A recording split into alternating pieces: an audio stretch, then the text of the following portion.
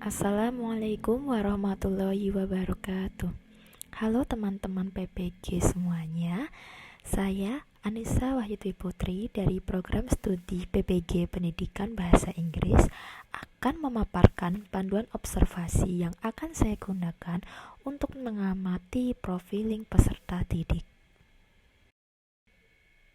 Untuk mengidentifikasi profiling peserta didik, saya menggunakan aspek observasi berupa etnik dan kultur peserta didik, status sosial, dari segi minat, gaya belajar, dan perkembangan sosio-emosional mereka. Yang pertama, segi etnik dan kultur peserta didik. Etnik dan kultur peserta didik meliputi latar belakang mengenai suku, agama atau kepercayaan, budaya, serta adat istiadat asal dari peserta didik. Untuk mengetahui profil peserta didik dari segi etnik dan kultur, saya melakukan observasi dalam hal latar belakang berdasarkan suku, agama atau kepercayaan, dan adat istiadat peserta didik, serta bagaimana bentuk interaksi yang dilakukan peserta didik yang berasal dari suku, agama atau kepercayaan, dan adat istiadat yang berbeda dengan mayoritas warga sekolah. Berikutnya, status sosial peserta didik. Sebagai pengamat, saya akan mengidentifikasi bagaimana status sosial peserta didik jika dilihat dari kondisi ekonomi, kondisi sosial, kondisi tempat tinggal atau lingkungan peserta didik, serta bagaimana latar belakang pendidikan orang tua atau wali peserta didik. Untuk kondisi ekonomi, saya dapat mengidentifikasi dari jumlah penghasilan yang didapatkan dari orang tua peserta didik.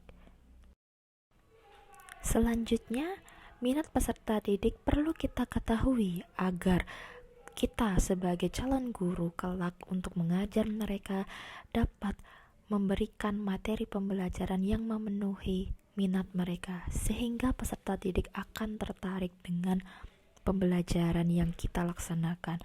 Oleh karena itu, saya akan mengamati bagaimana peserta didik dalam proses pembelajaran. Apakah mereka aktif? Bagaimana peserta didik menunjukkan semangat mereka ketika mengikuti pembelajaran, serta bagaimana topik pembelajaran yang mencuri perhatian peserta didik yang mampu membangkitkan antusias mereka.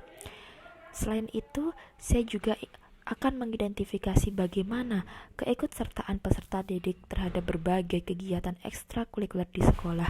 Sebagaimana kita tahu, kegiatan ekstrakurikuler di sekolah merupakan program sekolah untuk memfasilitasi peserta didik dalam menyalurkan minat mereka. Berikutnya, ranah yang akan saya amati yaitu mengenai gaya belajar peserta didik. Sebagaimana kita ketahui, setiap peserta didik memiliki tipe belajar yang berbeda-beda. Oleh karena itu, sebagai guru, kita perlu mengetahui bagaimana gaya atau tipe belajar peserta didik di kelas. Bagaimana cara guru untuk mengidentifikasi tipe belajar peserta didik dengan tepat. Selain itu, ketika kita menyampaikan materi berupa audio atau visual, bagaimana respon peserta didik? Sebagai guru, kita juga dapat mengadakan kegiatan yang mengharuskan peserta didik bergerak. Kita lihat respon mereka mengenai penyampaian materi menggunakan audio, visual, atau penggunaan kegiatan yang mengharuskan peserta didik bergerak merupakan perwakilan dari gaya belajar peserta didik berupa audio, visual, dan kinestetik. Oleh karena itu, panduan observasi mengenai gaya belajar yang akan saya laksanakan ini ditujukan untuk mengetahui kecenderungan peserta didik dalam audio, visual, atau kinestetik berdasarkan gaya belajarnya. Ranah observasi selanjutnya adalah perkembangan sosio-emosional. Perkembangan sosio-emosional peserta didik merupakan fase perubahan interaksi peserta didik dengan lingkungannya maupun dengan orang di sekitarnya yang dapat mempengaruhi kondisi emosionalnya ke depan.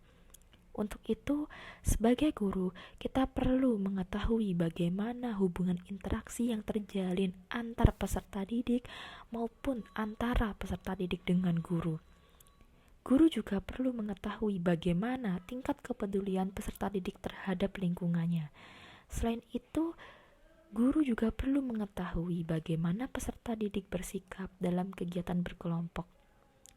Guru juga perlu mengetahui bagaimana peserta didik bertanggung jawab atas tindakannya untuk kebaikan diri sendiri.